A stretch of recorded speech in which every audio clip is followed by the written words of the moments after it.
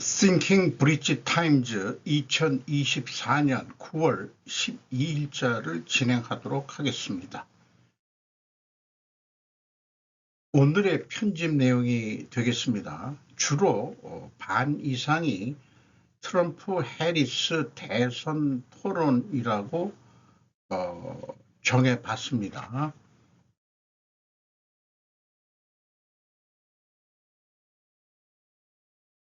팩트 체크를 선택하고 조사하는 방법. US 투데이의 그 기사 내용 중에서 이 사항을 먼저 좀 편집해 봤습니다. 팩트 체커가 어떻게 작동하는지 궁금한 적이 있습니까? 저희가 도와드리겠습니다. 프로세스 설명자를 확인하여 클레임을 선택하고, 클레임이라고 그러면은 좀 문제라고 보인다, 뭐 이런 거겠죠. 조사하고 수정하는 방법을 확인하세요. 여기에는 오늘 밤 토론과 같은 라이브 이벤트를 다루는 방법에 대한 요약이 포함됩니다. 누가 팩트체커로 확인하는지 궁금하신 분들은 투명성에 중점을 둔 이 칼럼을 읽어보시는 것이 좋다라고 자기네들의 팩트체크를 소개하고 있습니다. 정답은 당신이니까요. 우리는 모든 사람이 우리의 작업을 확인할 수 있도록 형식과 접근 방식을 정확하게 사용합니다. 형식과 접근 방식이라고 에릭 라이트의 기자가 그렇게 소개를 했습니다. 팩트체크를 찾을 수 있는 위치라고 해가지고 이 USA 투데이 팩트체크 팀은 온라인에서 가장 입소문이 나고 중요한 클레임에 대해 매달 약 100건의 체크를 제시한다. 이렇게 또 소개를 하고 있고요. 페이스북 페이지를 팔로우업도 해달라. 이렇게 얘기를 하네요. 이런 생각이 들어갑니다. 팩트, 사실과 true, 진실은 좀 다른 것 같습니다.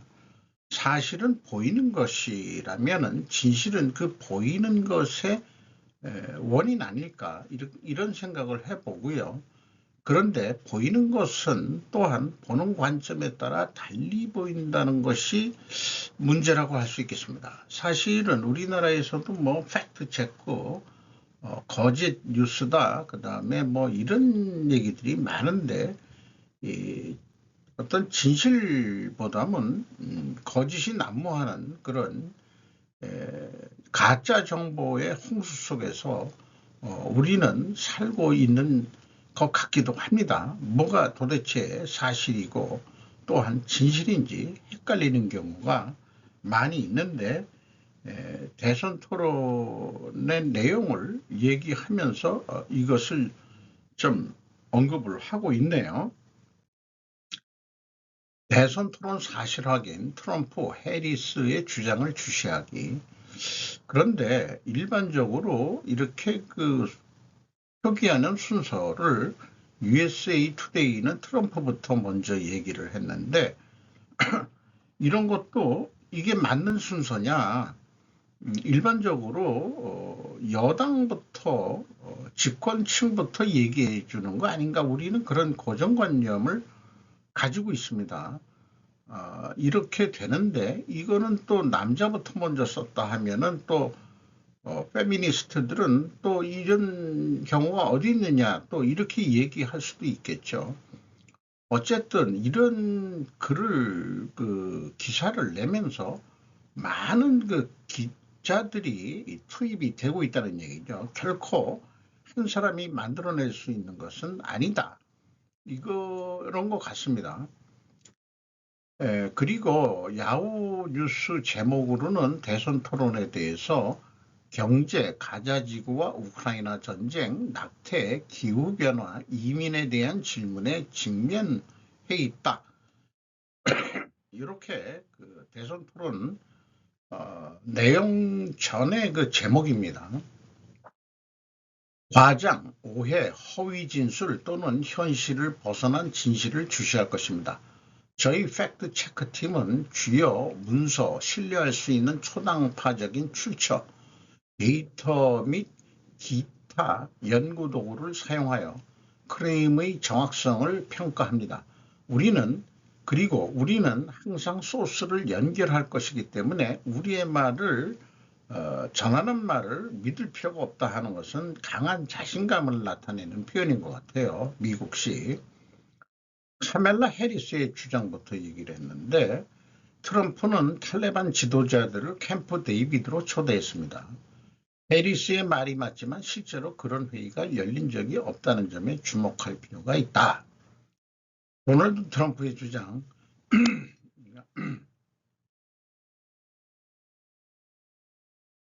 해리스는 모든 총기 소유자로부터 총기를 빼앗을 것을 제안했습니다. 이는 거짓이며 해리스가 수정헌법 2조를 종료할 것이라고 밝힌 바는 있다. 도널드 트럼프 주장. 미국 역사상 최악의 인플레이션이 바이든 정부에서 발생했습니다. 노동통계국의 소비자 물가지수 데이터에 따르면 바이든 대통령 재임 기간 동안 월별 최고금리는 2022년 6월 9.1%로 트럼프 대통령 재임 기간인 2022년 6월과 7월의 최고치인 2.9%에 높습니다 하는 것은 사실이지만은 역사상이라는 말로는 틀리다. 왜냐하면 1900 몇 년인가 그때 뭐 엄청 더 많이 올랐다. 두 자릿수 이상 오른 적이 있다. 이런 얘기를 하고 있습니다. 도널드 트럼프 주장. 해리스는 의회 연설에서 네타냐후를 만나지 않았습니다. 오해 소지가 있습니다. 해리스 부통령이 부통령 자격으로 이전에 예정된 선거 행사에 참석하기 위해 베냐민 네타냐후 이스라엘 총리를 24일 의회 연설을 주재하지 않은 것은 이미 USA 투데이가 보도했다. 선거 예정 때문에 네타냐후를 의회 연설을 주재하지 않았기 때문에 만나지 못한 것은 사실이다. 이런 얘기입니다. 근데 그 이유가 충분히 있었다 그런 얘기겠죠. 카멜라 해리스 주장. 트럼프는 대선에서 패배하면 피박하다가 될 것이라고 말했습니다. 우리나라도 이런 제목으로 많이들 냈는데 이 발언의 전체 맥락은 그가 선거에서 승리하지 못하면 폭력을 약속하지 않고 자동차 산업에 대한 은유적인 유혈 사태에 대해 경고하심을 보여준다. 마치 우리나라 뉴스는 남북전쟁이나 일어날 것처럼 내전이 일어날 것처럼 얘기를 했는데 결코 그런 건 아니다. 트럼프 캠페인 대변인 스티븐 청은 워싱턴 포스트와의 인터뷰에서 실제로 이 섹션을 보고 들으면 그는 자동차 산업과 관세에 대해 이야기하고 있었다고 말했다. 바이든의 정책은 자동차 산업과 자동차 노동자들에게 경제적 피바다를 만들 것입니다 라는 표현이었다 이런 얘기예요. 이거를 대선에 패배하면 피바다가 될 거다라는 식으로 얘기하는 것은 거짓이란 얘기죠. 카멜라 해리스의 주장. 트럼프는 푸틴에게 그가 원하는 것은 무엇이든 하라고 말했다. 이는 트럼프가 2월 10일 사우스 캐롤라이나에서 열린 선거 유세에서 러시아의 공격을 받은 나토 회원국들의 동맹에 충분한 돈을 기부하지 않는다면 지원하지 않을 수도 있다고 제안한 발언을 언급한 것으로 USA 투데이는 이전에 이미 보도한 바가 있다. 그러니까 트럼프나 해리스나 다 과장되고 거짓된 발언들을 한다 이런 얘기죠. 도널드 트럼프 주장 중에는 법무부는 4차례의 형사 기소에서 역할을 맡았다. 법무부가. 그런데 이걸 읽어보겠습니다. 트럼프는 오랫동안 조 바이든 대통령과 그의 행정부를 자신의 기소를 조율하는 것으로 묘사하려고 노력해왔다. 그러니까 조율한다는 것은 뒤에서 압력 행사를 한다. 이런 얘기로 우리는 이해가 되네요. 아메리칸 대학교의 역사학 교수인 앨런 리치먼은 주 검찰을 다룰 때는 관할 지역 유권자들이 선출하는 지방검사다 라고 말합니다. 이는 연방정부와는 아무런 관련이 없습니다. 또한 법무부는 자금 사정으로 트럼프에 대한 소송을 제기할 권한이 있을 때 그렇게 하지는 않았다고 결정했다는 거예요. 도널드 트럼프 주장 바이든과 해리스 정부 하에서 범죄가 급증했습니다. 뭐 그렇지 않다는 얘기입니다. 카말라 해리스 주장, 여긴 또 풀네임을 썼네요. 프로젝트 2025는 임신, 유산을 추적하기 위해 낙태 모니터를 요구합니다. 이는 프로젝트 2025에서 요구되는 모니터링의 성격을 크게 과장한 것입니다. 이 프레이북은 낙태 반대 정책을 지지하며 질병통제예방센터의 낙태 감시 및 보고 시스템이 유감스러울 정도로 부적절하다고 한탄합니다. 도널드 트럼프의 주장, 팀 왈츠 9개월째 낙태 지지, 트럼프 주장, 뭐 이렇게 해서 이제 계속해서 뭐 엄청 긴 건데, 한 100번 토론인가 그런 모양인데요. 엄청 많은 얘기들이 왔는데, 이런 식으로 그 많은 기자들이 그 의견이 거짓이다라는 것을 밝히고 있습니다. 근데 뭐 두 사람 똑같다 그런 얘기를 하고 있는 거죠. 이게 이제 중요하다고 봅니다. 해리스 트럼프 논쟁의 주요 인용문이라고 해서 이것은 로이터가 그 보도를 한 내용인데요. 이것도 여러 명의 기자들이 취재를 했고 또 편집을 했습니다. 경제에 대한 얘기들이 있습니다.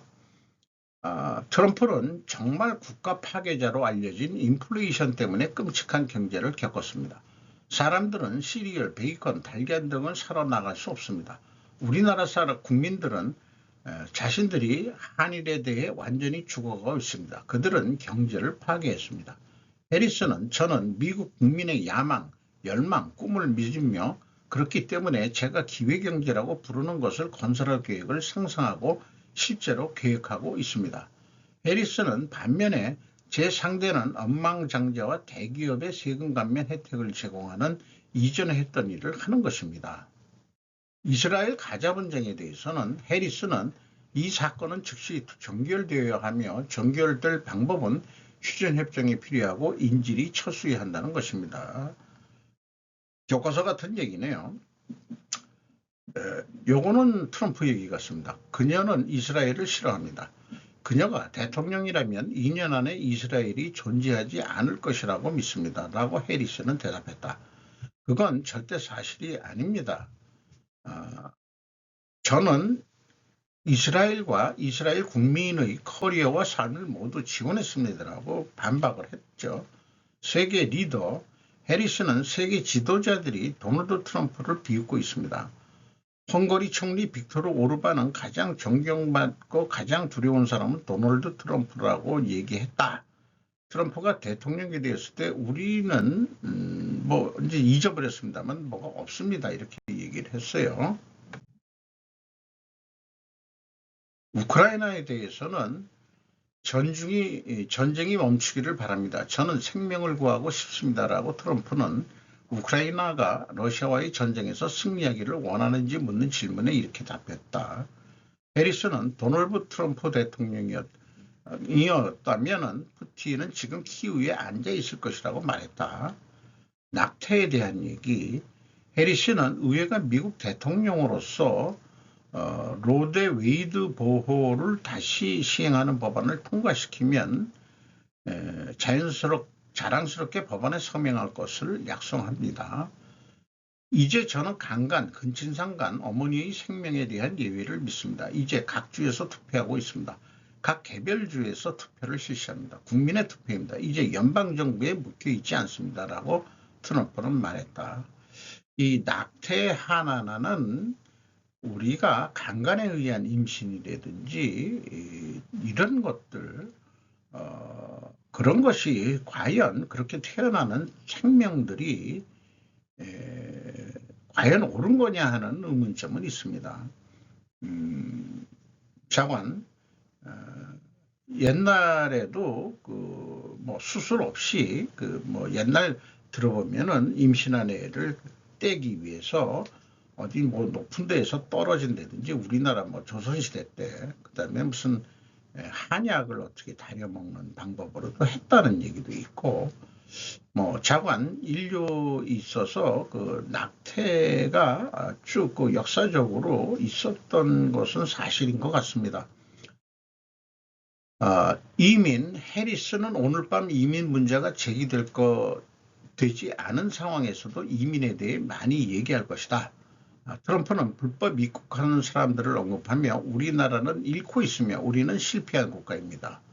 암살 시도 트럼프는 아마도 그들이 나에 대해 말하는 것에 대해 머리에 총알을 맞았을 것입니다. 이것도 뭐 미국식 상징적인 표현인 것 같습니다. 진실성, 해리스는 말씀드렸듯이 거짓말이 많이 들리게 될 것이며 이는 사실 놀라운 사실이 아닙니다. 또 시작합니다. 이는 거짓말이라고 해리스가 대통령이 당선되면 전국 무슨 그 금지 법안에 서명하겠다고 말하노? 뭐 이렇게 또 좀 얘기를 하고 있네요. 다 일일이 기억을 제가 못해서. 총에 대해서 트럼프는 그녀는 모든 사람의 총을 압수할 계획이 있습니다. 민주당 대통령 후보 팀 왈츠와 저는 모두 총기 소유자입니다. 우리는 누구의 총도 빼앗지 않을 것입니다라고 해리스는 말했다. 2021년 1월 6일 캐피톨 공격에 대해서 트럼프는 그날 후회하는 일이 있느냐는 질문에 그들이 연설을 해달라고 한 것 외에는 아무 관련이 없다. 저는 국회의사당에 있었습니다. 저는 부통령 당선자였습니다. 저는 상원의원이었는데 그날 미국 대통령이 폭력적인 폭도들을 선동하여 수도를 공격하고 수도를 모독했습니다라고 해리스는 말했다. 코비드19에 대해서 해리스는 하지만 도널드 트럼프가 코로나19와 함께 한 일은 실제로 시 주석이 코로나19 기간 동안 한 일에 대해 감사했다는 것입니다. 격하하는 발언인 거죠. 펜실바니아주 필라델피아에서 ABC 주최 토론의 사진이 되겠습니다. 해리스, 김정은, 트럼프 조정, 트럼프, 북, 날 두려워해. 아니나 다를까 정봉호 기자가 동아일보에서 보도를 한 내용인데요. 그 많은 그 토론 중에서 요거만 뽑아오는지, 그리고 해리스가 김정은이라고 직접 지칭한 것은 없는 것 같습니다. 트럼프 후보는 저는 블라디미르 푸틴 러시아 대통령을 잘 알고 있다. 우리가 알고 지낸 지 오래됐다며 푸틴 대통령과의 관계를 언급했다. 이어 제가 대통령이었다면 우크라이나 전쟁도 없었을 것이라며 수백만 명의 사상자가 발생하지도 않았을 것이라고 말했다. 북한에 대해서 이렇게 나온 거죠. 트럼프 행정부 시절인 3년 전에 중국과 북한, 러시아가 나를 두려워했다면서 지금 북한에서 무슨 일이 일어나는지 보라고 말했다는 정도입니다. 해리스 후보는 트럼프 후보는 국가 안보나 외교 정책이 취약하다며 독재자들을 좋아하고 스스로도 독재자가 되기를 원하고 있다고 말했다. 해리스 후보는 트럼프 후보가 푸틴 대통령에 대해서도 자기가 원하는 대로 다 할 수 있다고 얘기하고 러시아가 우크라이나를 침공했을 때 정말 잘했다고 이야기하고 김정은 북한 국무위원장과 러브레터를 교환하기도 하지 않았나라며 정말 그건 다 알려진 사실이라고 말했다. 그러면서 이런 독재자들이 트럼프 후보가 미국의 대통령으로 당선되길 원하고 있다. 왜냐하면 트럼프 후보를 여러 가지 좋은 말로 조정할 수 있다는 것을 알고 있기 때문이라며, 그러니까 이런 독재자들에는 김정은이도 들어가 있지만 이 푸틴의 비중이 꽤 높은 거죠. 알고 있기 때문이라며 당신과 함께 일했던 군 지도자들이 내게 당신을 미국의 수치라고 말한다고 주장했다. 이런 얘기입니다.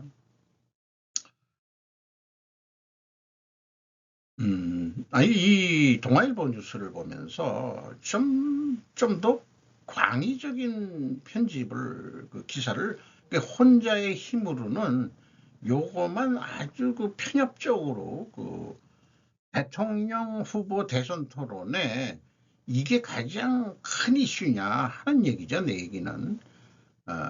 뭐 크게 언급된 것들이 없습니다. 거기에 묻혀져 있는 거죠. 북한 얘기는. 러시아의 그 독재자 관계 뭐 이런 거에 아까 그 얘기했지만 두 후보의 순서를 쓰는 룰이 있는가?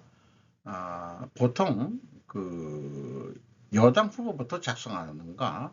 우리는 그 해리스부터 쓴 거예요. 기자 1인의 수준으로는 한반도에 관련된 것만 할 수밖에 없었던 것 같다. 뭐 다른 언론 매체들은 여러 가지 얘기했습니다만은 동아일보가 이게 눈에 띄게 이런 거를 좀 관심을 끌라고 이렇게 하는 것 같네요.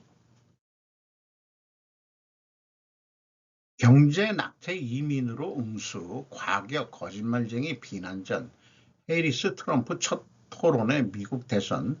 요거는 이제 일본 지지통신 외교부가 제목으로 뽑은 겁니다. 그래서 그 빨간 글씨만 읽겠어요. 경제나 이민, 인공 임신 중절을 둘러싸고 격렬한 비난전을 전개했다. 두 사람은 서로의 경제 정책을 노프렌이다라고 결정했다. 대선의 결과가 트럼프 씨의 뜻에 따르는 것이 아니면 유일의 사태가 된다.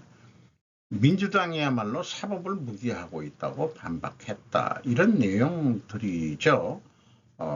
많이 그래도 그 압축해서 좀 표기를 한 것 같습니다. 그리고 발언 방해를 막기 위해 가진 시간 외에는 마이크가 잘렸지만 양 씨는 마이크 오프 때도 응답을 거듭했다.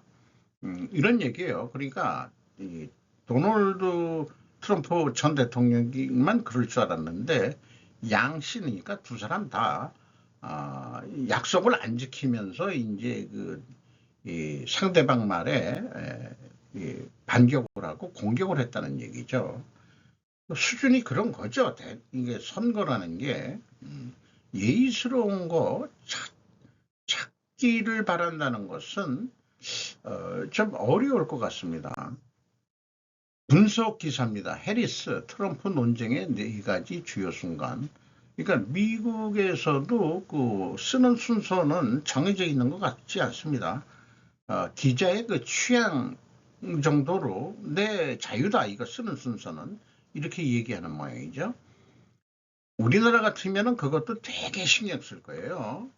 우리나라 그 정치인 애들은 앤드류 로마노 편집자인데 해리스는 예상대로 무대에 올라 세금 낙태 국경 1월 6일 우크라이나 오바마 케어 등에 대한 트럼프의 입장을 비판하며 트럼프에 대한 사건 기소에 대해 시간을 할애했다.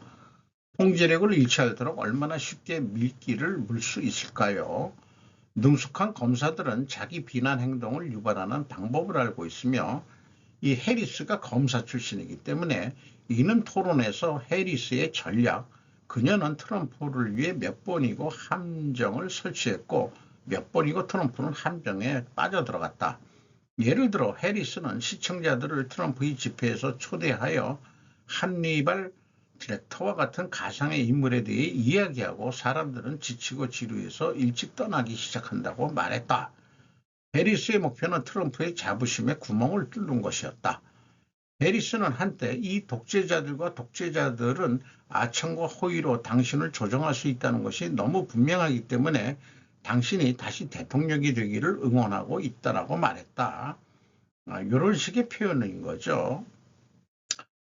외국 독재자들을 트럼프를 조정한다는 표현은 그것은 뭐 그렇게도 해석을 할 수 있겠죠. 적어도 트럼프에게는 이 모든 것을 지배할 한 가지 문제가 있다. 해리스는 제가 제공하는 것은 미국 국민을 항상 폄하하는 대신 우리가 할 수 있는 일에 대한 낙관론을 불러일으키는 새로운 세대의 리더십이다 이렇게 표현했고 아마도 해리스가 토론에서 승리했다는 것이라고 할 것입니다. 하지만 두 달은 정치에서 긴 기간이 될 수 있으며 토론에서 승리하는 것이 선거에서 승리하는 것과는 다릅니다. 이번 토론은 해리스의 승으로 얘기가 되는 것 같습니다. 트럼프 주변 최악의 처신 탄식, CNN 일본판인데요.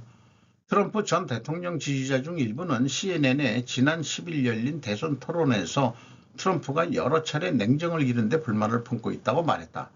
지지자들은 해리스 지명자가 질문에 단도직입적으로 답했다고 생각하지는 않지만 트럼프 지명자가 본론에서 벗어나면서 크게 더 눈에 띈다고 말했다.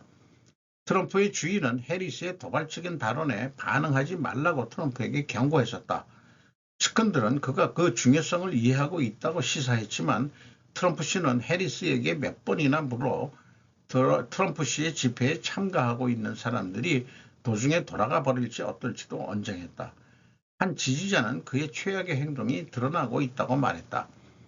트럼프의 팀과 공화당원은 사회자를 비난하기 시작하고 있다. 사회자는 트럼프 씨의 발언에 대해 사실 확인을 하고 있는 한편 해리스에 대해서는 하지 않고 해리스에게는 보다 부드러운 질문을 하고 있다고 주장하고 있다. 이는 트럼프 지지자들이 트럼프가 이 토론회에서 승리했다고 생각하지 않는다는 표시다. 이렇게 얘기했네요. 이거를 다 읽으면서 한국에서는 옛부터 여자하고는 논쟁을 벌이지 말아라. 말싸움 하지 말라.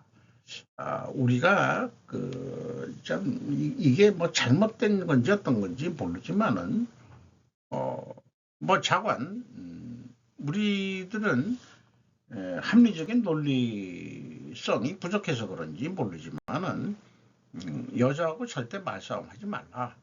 이런 얘기도 있어요. 조금 좀 수준 낮은 그런 표현이긴 하겠습니다. 교육비도 의료비도 소득세도 제로. 이게 뭔 얘기냐? 이시다 가츠야즈라고 중동 전문가가 프레지던트 온라인에서 보도를 한 내용인데요.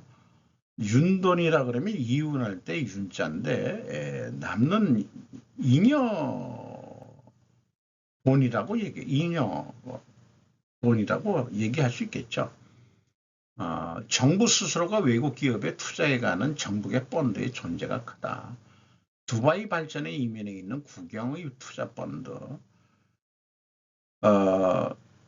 그 국영 석유 회사에서 팔아가지고 그 다음에 이제 남은 돈을 그 국영 투자 펀드를 운영해가지고 그걸 돈을 벌어가지고 국민들을 먹여 살린다는 얘기죠. 교육비도 의료비도 소득세도 제로다. 이런 나라다 이런 얘기예요. 그리고 싱가포르 뭐 이런 데는 그 무역에 의해서 들어오는 돈 뭔가 이 무역 거점이다 보니까 뭔가 세금을 걷겠죠. 그 무역하는 사람들한테. 그런 돈에서 남는 거. 그 다음에 이제 1위는 북해 유전의 석유 펀드인 노르웨이 정부 연기금이고 2위 이하는 걸프 국가와 중국이 나란히 있다. 중국도 꽤 국가 펀드가 꽤 큰 모양입니다. 일본 연극인과 해외 공기업 펀드 결정적인 차이가 있는데 일본은 정부가 운영하는 연극임이란 게 국민들의 돈을 capture해가지고 하는 거니까 정부의 펀드와는 전혀 다르다. 우리나라도 마찬가지죠. 국민연금이 돈을 운영한다는 그 재원은 국민들한테 돈을 걷어가지고 그 돈 가지고 운영하는 거니까 물론 그 펀드 규모는 크다고 얘기를 합니다. 근데 그거를 돈을 까먹고 있다는 얘기도 있고 뭐 또 돈을 벌 때도 있다 그러는데 투자로 성장을 실현한 싱가포르의 전략을 소개했고 정부계 펀드의 구상은 마스시다 고노소스케 씨가 설명을 했었는데 이거를 정치인들이 얘기를 못했다. 마스시다 고노스케 씨는 국덕 국가를 설파했는데 뭐 국민 총 GDP가 1조 원이었을 때 10%가 잉여가 나왔다면은 80%를 국가가 사용하고 남은 것을 그러니까 요거 국가가 사용한다는 것은 국가 예산이죠. 남은 것을 이 정부의 펀드 이런 거 만들어 가지고 하자 이렇게 얘기를 했다는 거예요. 그래서 일본인이 두바이에서 좀 배워야 할 것들이다 이렇게 얘기를 하고 있고 요 앞장에 이어서 여기다가 표현했는데 두바이의 수장인 세이커 무함마드는 영국 BBC 인터뷰에서 왜 그렇게 제역을 서두르는 걸까요? 라는 질문을 받은 적이 있다. 그때 그는 지금 국민들이 20년 후, 30년 후에 잘 살기를 바라는 것은 아니다. 국민이 당장 잘 살아줬으면 해서 서두르는 거야 라고 대답했다. 국가의 리더란 이렇게 있어야 되는 거 아니냐. 요거는 그 일본 구마모토 시의 구마모토 신형 전차인데 제가 그 몇 번 가봤기 때문에 옛날 구닥다리 우리 어렸을 때 그 전동차라고 그랬죠. 동대문이 그 종점이었고 거기서 이제 그 전차를 타고 다닌 기억이 있습니다. 그런 옛날 전차가 구마모토에 가서 추억을 나게 만들었는데 이제 그런 전차가 이제 완전히 물러가고 이제 이 새로운 멋있는 어, 그 전차가 생겼다는 얘기네요. 한번 또 타보고 싶긴 합니다. 제주는 한국이 부리고 돈은 중국이 무서운 경고 나왔다. 이선아 기자가 한국경제에서 보도했는데 역직구까지 넘보는 중알리바바 한 유통주도권 내주나 우려도 알리 K셀러 해외 진출 간담회에서 K뷰티 푸드 년 10조엔 판매한다. 세무 추격의 한 상품으로 대응 해외 플랫폼 영향력 세질 수도 이런 거고 알리 한 상품 해외에 팔겠다. 아마존 쇼피도 K 역직구 강화한다. 참 우리나라가 그 플랫폼 이런 거에 그 주도권을 좀 뺏기고 있는 거다. 뭐 이렇게 얘기인 것 같아요. 뭐 자유무역을 표방하는 거니까 이렇게 그 온라인 역직구 이런 것들은 그 관세가 안 붙는 거로 되어 있죠. 이것도 좀 문제일 것 같기는 합니다. 여기 그 써보면은 알리바바의 물류자회사 차이냐오가 운영하는 항저우 DLJ 물류센터에서 직원이 컨베이어 벨트를 통해 소포를 옮기고 있다. 그러니까 한국에서 주문하대요. 그래서 미국에서 저기 중국에서 포장해 가지고 한국에 보낸다는 얘기인데, 근데 한국 물품도 취급한다는 얘기고, 한국 내에서도 물류센터를 만들겠다는 뭐 그런 얘기인데, 한국에서 그 대항할 수 있는 것이 그 쿠팡 하나밖에는 없나요? 그럴 것 같은데. 쿠팡이 무리하게 이렇게 시장 점유율을 확대했던 이유가 바로 이런 거를 감안해 가지고 어, 언젠가는 큰 경쟁 시장이 될 거니까 미리 시장 선점을 하려고 했던 것 같습니다. 이 온라인 이 직구 시장이 치열한 또 경쟁 시장이 될 것 같습니다. 의외로 많은 노후의 인생에서 실패하는 사람에서 볼 수 있는 뜻밖의 공통점이라고 현대 비즈니스에서 했는데, 우리는 언제까지 금전이나 시간 등 한정된 가치를 서로 빼앗을 것인가라는 그런 표현을 했네요. 금전이나 시간의 한정된 가치를 서로 빼앗는다. 노후의 설 자리를 잃어가는 사람들, 노후에 어디에도 설 자리가 없어진 사람은 과연 어디서 설 자리를 찾을 것인가? 이게 이런 뉴스가 이제 요즘은 이제 그 초고령화 사회에 돼 가면서 저 같은 사람이 관심을 안 가질 수가 없어요. 혹은 노후의 자리를 창출하기 위해 권자를 고집하는 사람도 있다. 이게 뭐 능력 있는 사람은 그렇겠죠. 이러한 사람들은 자신의 위치를 유지하기 위해 후계자를 또 키우지도 않는다. 배려와 자리는 서로 빼앗는 것이다. 의문을 던지면서 가력 퇴직금을 낭비한 것은 대표적이다. 정년퇴직으로 인해 설 자리를 상실했다는 느낌도 나온다. 거기서 미친 듯이 돈을 써서 거취를 만들어낸다. 이래가지고 많은 사람들이 국내는 뭐 일반 사람들이 자영업자 했다가 들어먹는 경우도 많고 그렇습니다만은 세계는 경영으로 이루어졌다 해서 경영이란 가치 창조, 다른 사람과 자신을 동시에 행복하게 하는 것이라는 궁극의 목적을 향해서 나이를 먹어도 그렇게 살아야 되지 않겠냐.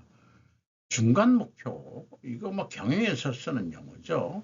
최종 목표에 되면 중간 목표도 설정을 해서 수단의 본질, 의, 유효성을 대묻고 궁극의 목적의 실현을 방해하는 대립을 해소해. 이게 뭐 제약이론 경영에서 얘기하는 거하고 똑같네요.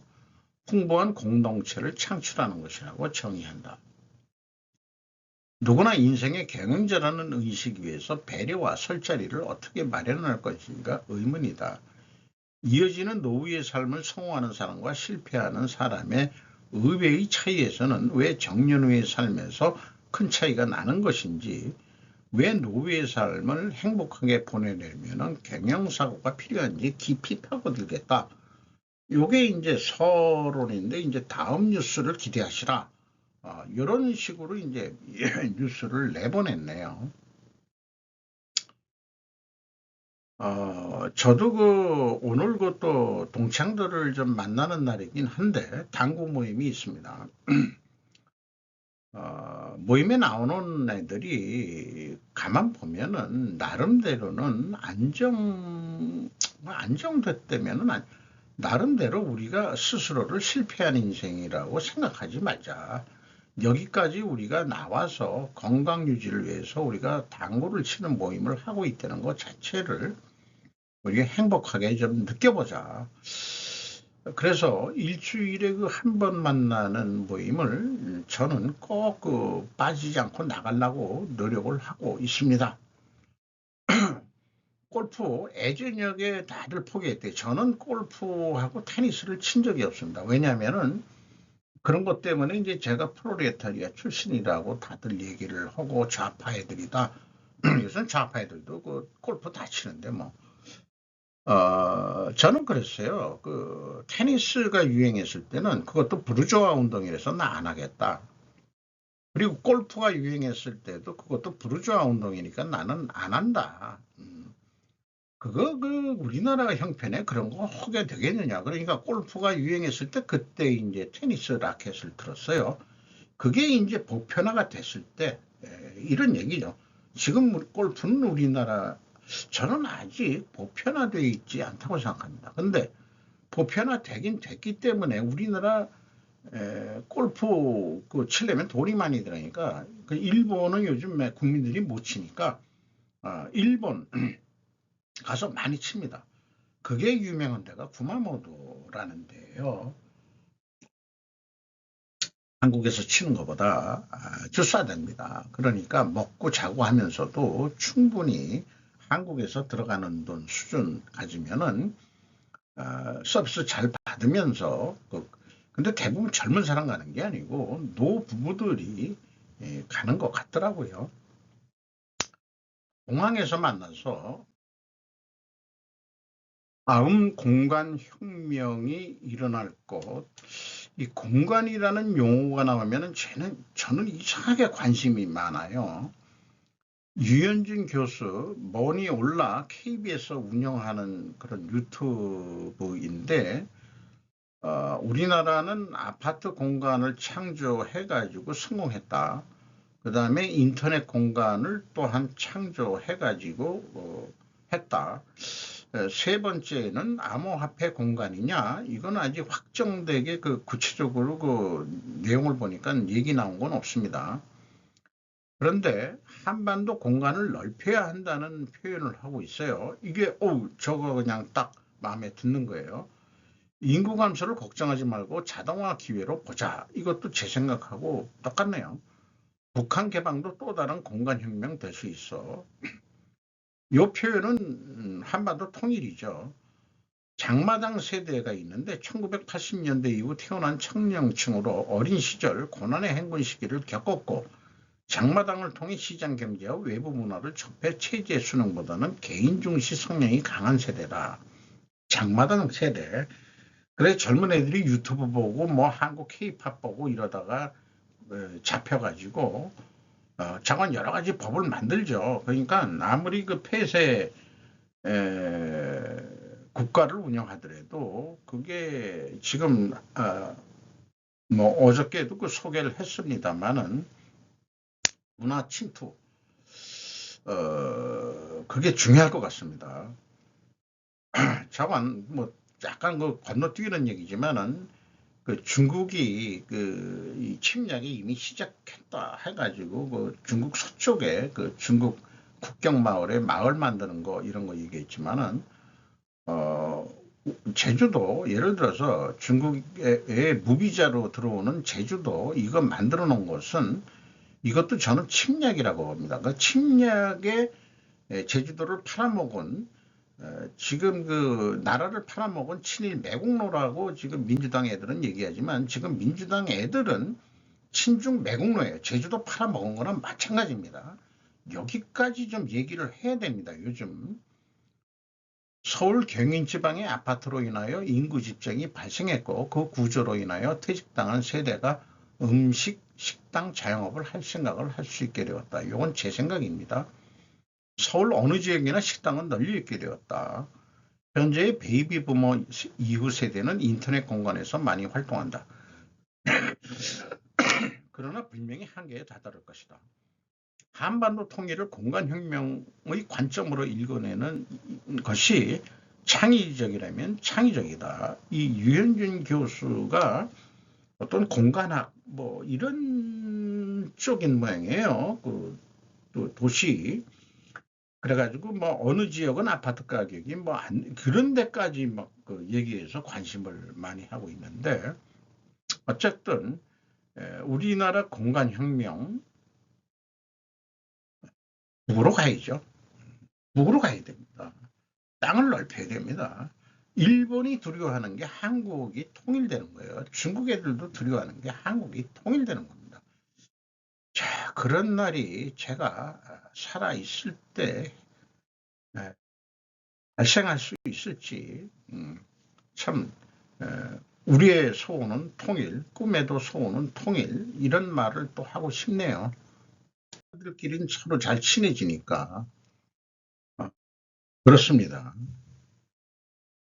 대기업의 하도고 왕따가 사라지지 않는 근본 원인이라고 문예춘추에서 모리나가 타코로 씨가 기고한 내용입니다. 이 사람이 투자 의존증이라고 이 책을 내는데 두 번째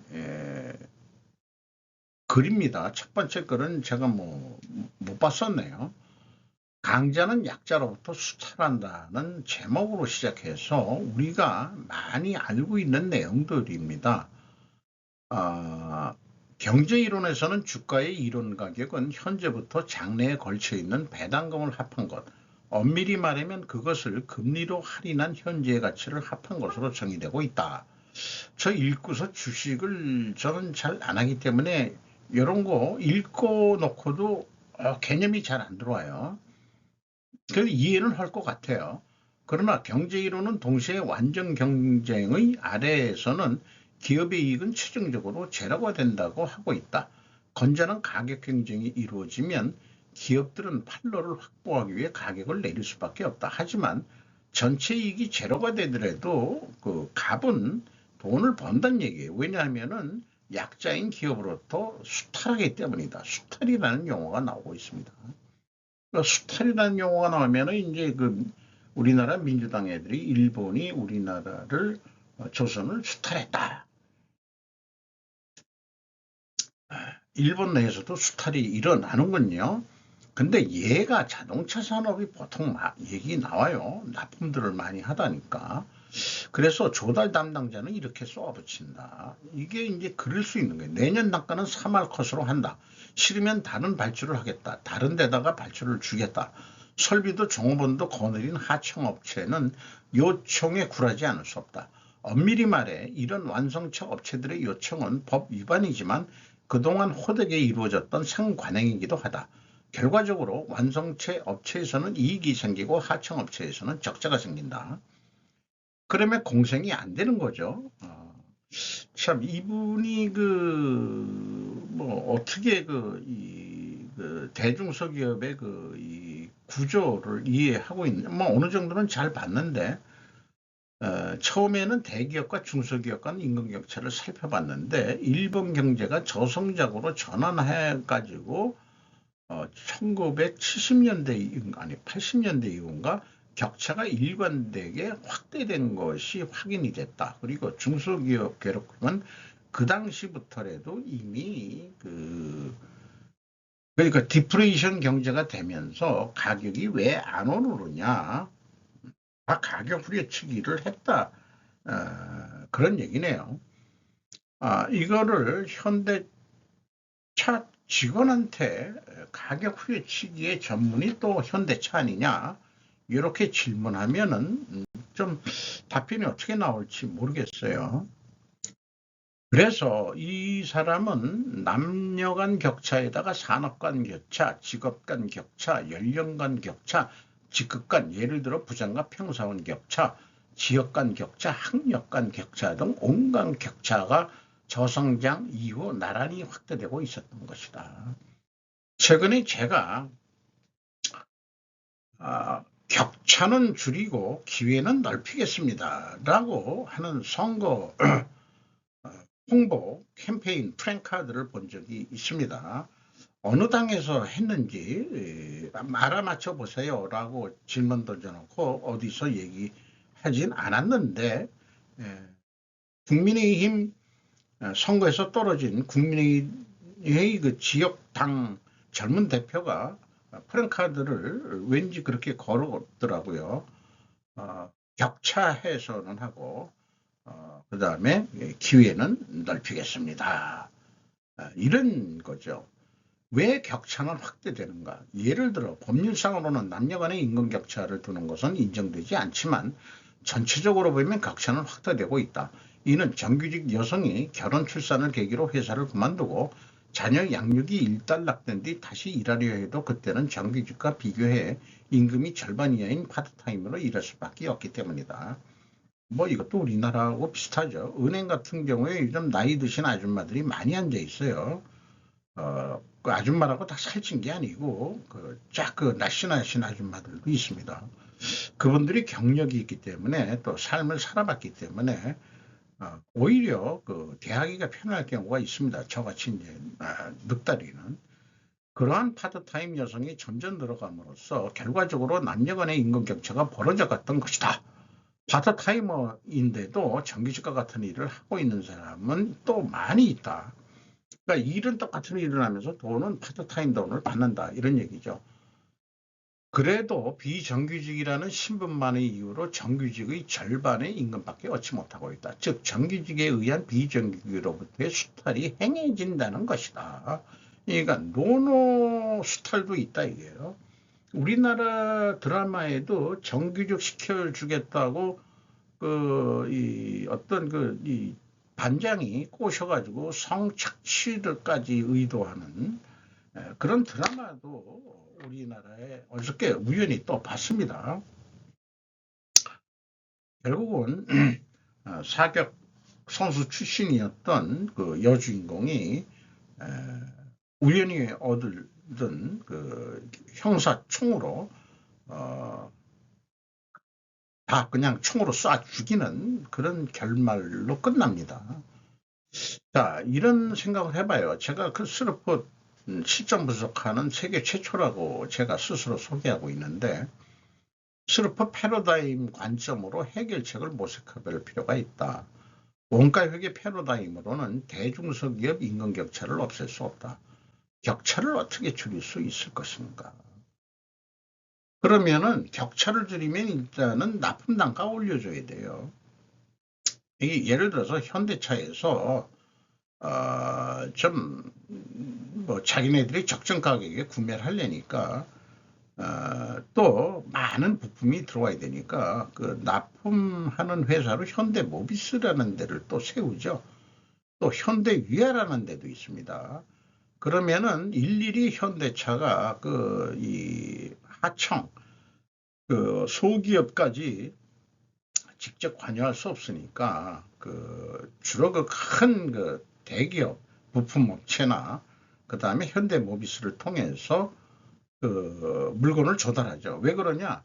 전 세계적으로 공장이 있는데 그 수많은 개별 기업들이 언제 예를 들어서 미국에 있는 공장에 물건을 따로따로 보내겠냐 이거예요. 그러니까 현대모비스가 전체 물류를 관장을 하는 거죠.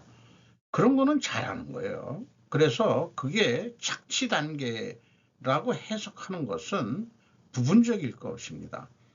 그리고 그들도 이 원가 패러다임에 얽매여 있기는 하지만은 제가 조심스럽게 스르프 관점으로 자꾸 생각을 해봐라.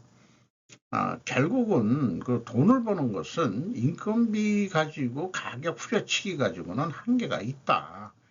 이런 쪽을 몇 년 동안 조금 저보다 젊으신 분들인데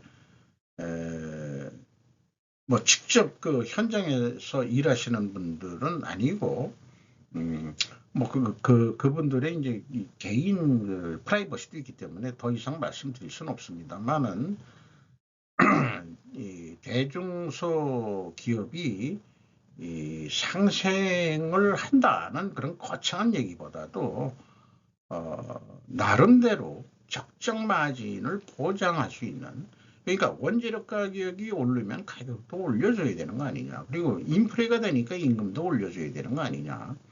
그래서 저도 그 조직에서 구매를 해봤습니다만은 저는 그렇게 생각합니다.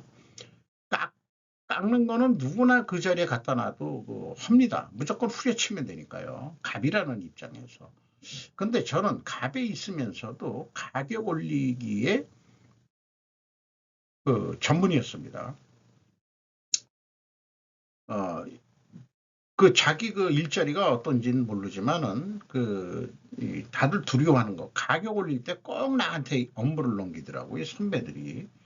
야, 우리나라 인프레에 막 대고 말, 그러니까 당연히 올려줘야 되는데, 그러니까 오너한테 얘기해서 이거 올려줘야 됩니다. 그러니까 좀 더 싼 데 개발해봐. 뭐 해가지고 개발했는데 실패했어요.